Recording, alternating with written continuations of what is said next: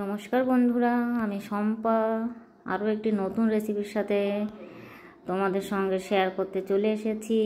তো আমি আজকে কাঁচকলার খোসা বাটা করব। তার জন্য আমি এখানে কাঁচকলার খোসাটাকে এভাবে ছোট ছোট টুকরো করে নুন আর হলুদ জলের মধ্যে ডুবিয়ে রেখেছি। অন্যদিকে কিছু চিংড়ি মাছ আমি নুন হলুদ লাগিয়ে একটু ভেজে নেব। চিংড়িটা অপশনাল, তোমরা চাইলে স্কিপ করতে পারো, আমার কাছে ছিল তাই দিয়েছি।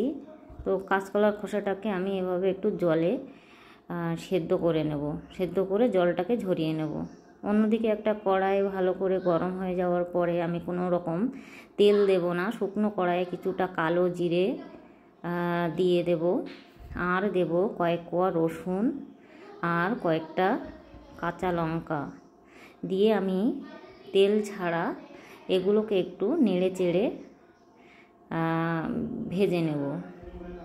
কিছুক্ষণ ভেজে নেওয়ার পর এভাবে নেড়ে চেড়ে ভেজে নেওয়ার পর আমি যে কাঁচকলার খোসাটা সেদ্ধ করে রেখেছিলাম সেটা ওর মধ্যে দিয়ে আরও কিছুক্ষণ আমি এভাবে তেল ছাড়াই, কোনো রকম তেল দেব না, এভাবে একটু নেড়ে চেড়ে আমি এটাকে নামিয়ে নিয়ে খুব ভালো করে ঠান্ডা হতে দেব।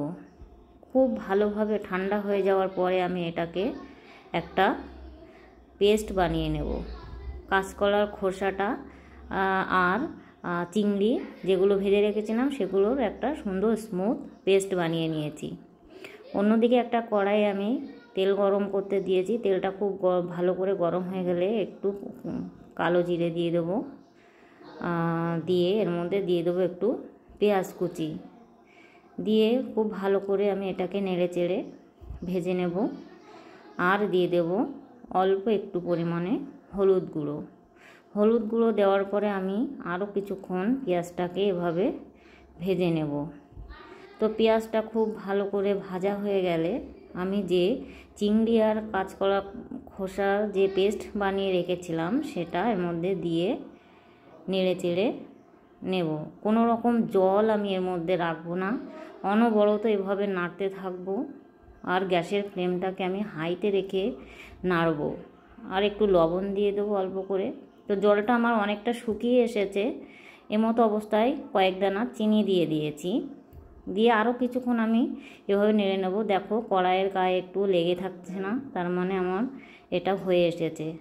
তো দেখো এর মধ্যে কোনো রকম জল নেই, একদম আমি নেড়ে চেড়ে জলটাকে শুকিয়ে ফেলেছি।